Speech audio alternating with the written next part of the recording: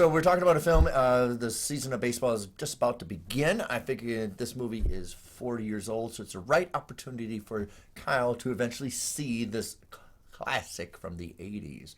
We're going to talk about The Natural, starring Robert Redford.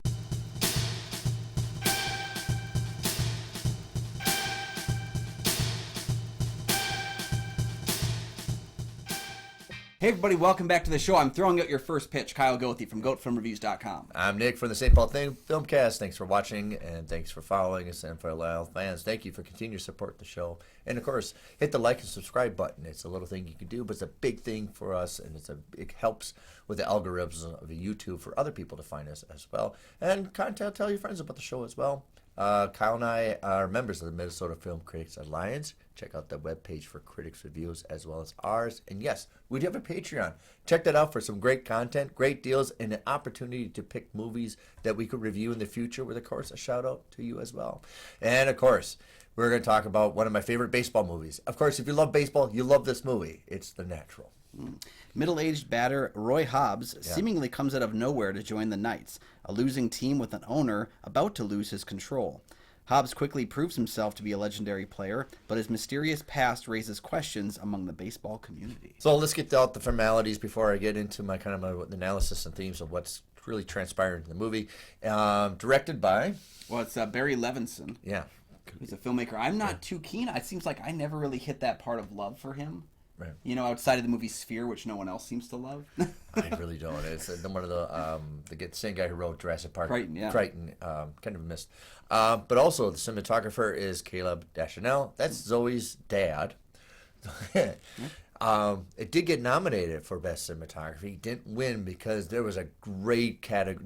It was hard to get in. There was a bunch of other good. This middle section of the 80s, like we talk about it for its genre stuff that we all love too, but like even for the Oscars and like those awards kind of seasons, you had no chance even if you were great. And of course, the music score was Danny, right? Randy Newman. Randy Newman. I get Danny Elfman and Randy Newman mixed up. The Toy Story man himself. Yeah. So Randy Newman. So you have a lot of good music scores coming from the 80s. You have like E.T., Indiana Jones. You also have like Untouchables. Everything John Williams did. Anything John Williams did. This one is another signature that didn't really punch until probably a decade afterwards of people being nostalgia for it. But at the time, it's kind of just assigned to the movie. But the score elevates pretty much the story. If without that score, you don't have a movie, I don't think. Yeah, I think more than anything in the film, the score is the part that's transcended the film and become something beyond, because I think before seeing this film, I'd probably seen at least 5 or 6 parodies throughout TV shows or other things where that score had popped up, and I knew it was part of something big, and I was like waiting for that like movie to come along that actually had it. One of the things that really is dominant and really is best about this movie is cast. They cast this almost perfect, almost too perfect. You have Robert Redford, who's doing a perfect Roy Hobbs. I don't think anybody else could do this kind of a character with Roy Hobbs, who's very kind of wholesome, kind of ignorant, well, not a little bit naive to the world when he's a kid. And then this stubbornness of, I know I'm good, I'm just going to it's eventually just wait my opportunity to happen. Yeah. Not to mention this, it's not this overbearing confidence. He just have this allure of, you know, even when he asks, do you like to dance? And of course she's going to say yes, right? Yeah. It's the reason why he got turned down for The Graduate when Mike Nichols said, you can't do The Graduate because nobody can feel that you are a failed loser at women. And he goes, well, I'm not. Well, now you don't. Somewhere Dustin Hoffman's like, hey. No, I think you're right. Yeah. Robert Redford is Roy Hobbs. The thing about him, too, is the character is not written with a lot of, I don't know, like a lot of faults. You know, internally, he's kind of just, he's a hopeful. And so having that being done by someone like a Robert Redford is doable, because I think under someone else's shoes, it might have come in through a place of like, well, he's just perfect the whole movie, and everything that he does is fantastic. And it's only the bad guys who really are the ones who like drag him down. And in many ways that's true, but I think there's a sincerity to Redford's performance. And it's nice to see that he came from somewhere, you know, knowing that, you know, of course he hit it big in Avengers Endgame. Nobody knew who he was before that. But yeah, it was nice to see him come from this film. So I pretty much knew Robert Redford before this movie, like Butch Cassidy, The Sundance Kid, The Sting, and all that stuff, usually with movies with Paul Newman. And of course with Barbra Streisand. Here he stands alone. And it's, you talked about that he doesn't really have a lot of flaws. He has one big, gigantic flaw. is anytime he's a scientist and hanging out with somebody he doesn't love, his career goes in the tank. Yep. And hanging out with women that not supposed to be hanging out. It's almost like the forces of nature are telling you have to do this person, not these people, this person, and you'll be all right. Okay, rounding out the cast, and just a simple Google search, and you already know these, like Wilford Bromley is in this, Kim Basinger, Glenn Close. Great casting for all of them. You have Christmas Story Dad is in this. Hey, he's uncredited in the film, actually. He's So I in- went and yeah, looked at why Kojak, yeah. he was brought into the film pretty late before, as production was just about to start. He not Darren. negotiated his credit for the film. So rather than showing up after a bunch of other names that he thought he was better than, he was like, "I'll just make me uncredited," which actually made his star rise in the film even more because people heard about him after the fact. So it's nice to see Billy Madison's dad, Kojak himself, dad. And also the great, he plays Red Blow. And that's Richard Farnsworth. Richard Farnsworth, who did a great movie with David Lynch. If you haven't, I can remember it, about a man. Straight Story. I think his last The movie. only Lynch film that's actually a straight story. story. Right. You had to make it that way. So, rounding out the cast, and I emphasize cast is wonderful in this movie. Cinematography is out of this world. There's a certain scene where he does that pitch. You know, the train stop and you do the pitching. It looks like it's 5 o'clock in the morning, but everything is just perfect setup. The lighting is perfect to this. So not only the cinematography, but gaffing is really well coordinated. Editing, I really like the editing for this. I think the snippets of, the baseball hits the clock and everything, the dramatic deal, but they only got the shots of everybody having a good time, smiling, the reactions. You get the reactions too. See, I feel like the editing for me was the thing that was pulling me out of the movie more than anything else. That's too bad. There were certain sequences where I think they didn't capture the visual storytelling in the editing that I think the cinematography was doing. There's scenes like when Robert Duvall realizes that he thinks he recognizes Redford from it earlier in the film. He just kind of disappears from the seat. The editing doesn't really tell the story. All of a sudden, the seat's just empty, and it's like, oh, that's something else that happened. There's a lot of scenes that I felt like don't really capture what's going on in the room because the editing seems kind of truncated to specific people. And I know that they had a difficult editing job on the film, especially in the first act. They really struggled, and they said we almost had to kind of give up on the first act of the film because we didn't know how to fix it until the director's cut came around 20, 30 years later. So there was a lot of kind of in-between stuff there, but I just feel like the editing never really captured what the cinematography was doing best throughout the film. Boom. Is this agree to disagree? I don't know. Moving on. So you have what is considered a great classic from the 40s years. And I'll talk about a little bit of themes. American kind of themes for this, especially for this movie, is like destiny, fate is always kind of a battle. And you have somebody who doesn't really follow the arrows to get to greatness, strays off, things go in the toilet. It's not necessarily in the book. And it's kind of the book. Don't read the book if you want to know the Roy Hobbs. He's kind of more faulty because he takes the money and then he loses out. So you have these tapestries that you feel like you see a lot in American culture, especially for a baseball movie, of when you stray off your fate, things go bad for you. And answering the phone for the woman that pivots her eyes to Babe Ruth kind of a character, now pivots to him and it sidetracks him. So everything that kind of the faults are not really there, but the fault is that he doesn't go straight to his destiny. Yeah, these like tiny little choices that seemingly wouldn't write his character that much do. And I think that's the difference in the influences, because I'd read that the book was very influenced around like the King Arthur story, but baseball.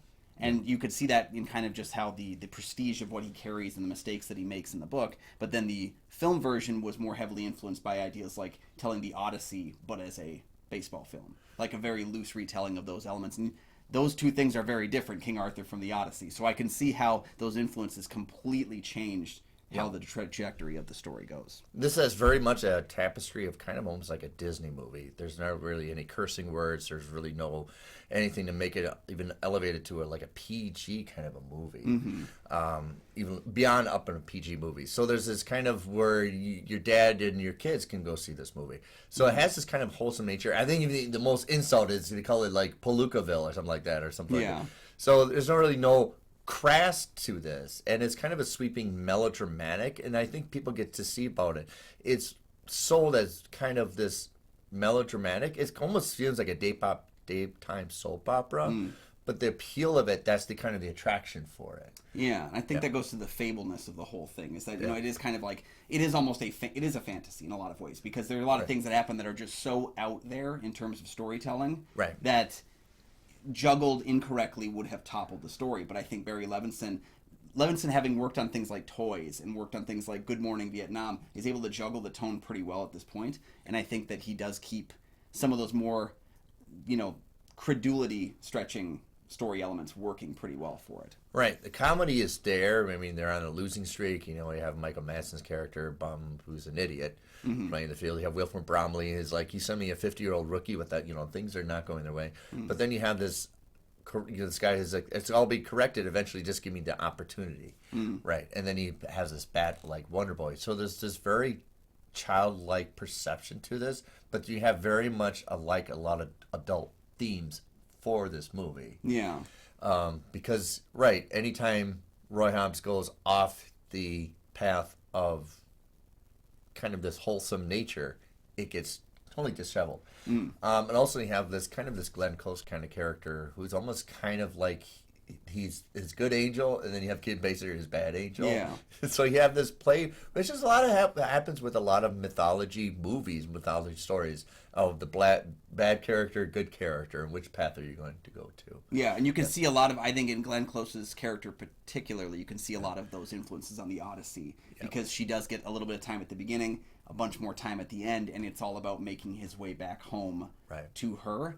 I am surprised. It's not that I think Glenn Close didn't do a stellar job, but she was nominated for Best Supporting Actress, and she's not in the movie as much as I expected when you hear Best Supporting Actress nomination. She's pretty solid throughout the whole film, though, and I've been actually really weirdly watching a lot of Glenn Close movies without trying recently, and so it's always kind of nice when I see another one and I'm like, there she is again. It's really weird that this is in between The Big Chill and like Fatal Attraction. Yeah, very different, different Denny right there. So, the setting is a real ballpark. It's not there anymore. I think it's from the East Coast. It's the only ballpark they could find that was from the 30s that looked kind of the fit for it. And then you have these kind of mythology like the New York Knights with things that don't really exist, but placed into areas that do exist, like Chicago Cubs areas, and authentic teams. And then at the battle, you have all this kind of this mythology of you face who you used to be. And, of course, the last showdown is with this rookie kid of somebody who's kind of like him, who has all this ambition that I'm going to battle it. So you have this kind of friction of almost this mere adversity that you have a lot with storytelling. He's a blonde kid, just like Robert Redford. He's aged, and he's the golden boy, and he's going to salvage, but he has this overbearing, stubborn confidence. But then Robert Redford's character outmatches him at the one last thing. It's also kind of like another thing of mythologies of the person that's far more heroic doesn't get the glory even though he's better than other people do. You have that kind of a stature ladder of people that are sometimes far more talented, don't necessarily get the far more glory than the other person. Case in point, like Achilles. Achilles was the best warrior, but he doesn't get the glory as much as Agamemnon and all the other warriors that battled in the Iliad. None of them have heels named after him. But no, the part that at that final showdown that I really liked was, again, going back to, and I've read the Odyssey so many times that my mind, when I see those like connections, really sticks to them. But having the Bat Boy that was with him, that was kind of the one who had kind of helped make his bat throughout the time. His son, I guess you could say in the narrative, the person that he's basically helping date, and having him by his side during that interaction, breaking the bat, going to pick me out another one, like that kind of interaction I found was really, really powerful stuff, because it was, again, that passing the baton, him knowing that I don't have much time left in this arena. Yeah. And, of course, it's dancing really heavily on cliches. So you have, of course, the ending of throwing fields in the cornfields and stuff like that from the last ending. And then you have, like, the bat that came out over dramatic of lightning and weather and everything. Oh, yeah. Yeah. King Arthur's sword. Very much of folklore, and I think that's people gravitate. Of course, the exaggerations are the most fun of it. Well, that's because I was just reading actually the Stephen King nonfiction book Faithful, which is about the 2004 Red Sox series, and hearing him document going to all these games and stuff. He said, like, over time this will all be mythologized, so it's nice to have this down in writing, because baseball is not a sport of truth. Baseball is a sport of mythology. Yeah. And that you can really see that at play here. I think you're right when you say like it dances around cliches. It dances nicely around schmaltz because it could have fallen into schmaltz. Yeah, there very are a lot much. of times, especially when you say like that, there's not like a lot of swearing to it. Everything's kind of like bebopping, all around.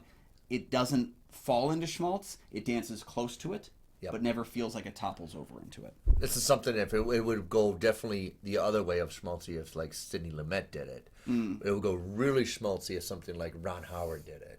Yeah. Yeah, so it's kind of the in-between. I think it's the right choice for Barry Levinson to do.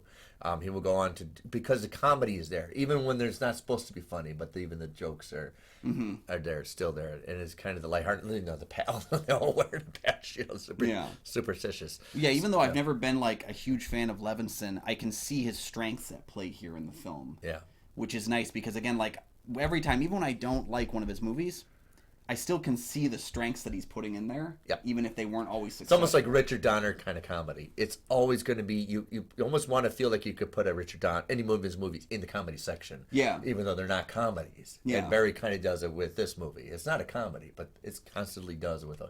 Well, yeah, he works in those different genres pretty nicely because even with the comedy stuff, like, this is almost like the Superman Richard Donner film, whereas like A Good Morning Vietnam is like the Lethal Weapons in some way, where they have the stretching in terms of how we can play with tone very nicely. I always kind of match Barry and Richard Donner. Sometimes I always think they're almost like identical, but I can mix them up. Of course, I always mix up Danny Elfman and Randy Newman all the time too. So, what do you think of our thoughts of The Natural? Since it's now 40 years old, my God, now we're nostalgia for a movie that was nostalgia for baseball in the 30s. Yeah, we maybe need our next Natural. Now for a movie that was a baseball player in the 80s. Let us know your thoughts down below. Maybe give us your favorite baseball themed films down below as well, because we've covered sports films. There's plenty of other ones. Yeah, and I always think like I joke with people a lot, but I like sports movies quite a bit more than I actually. Hey, there's one that Major League. Is that one about a league? Thanks for joining us so very much, and you can check out my film reviews over at goatfilmreviews.com. You need to see Major League. I've seen Major League. All right, and you can find my show, The St. Paul Filmcast, anywhere you find podcasts.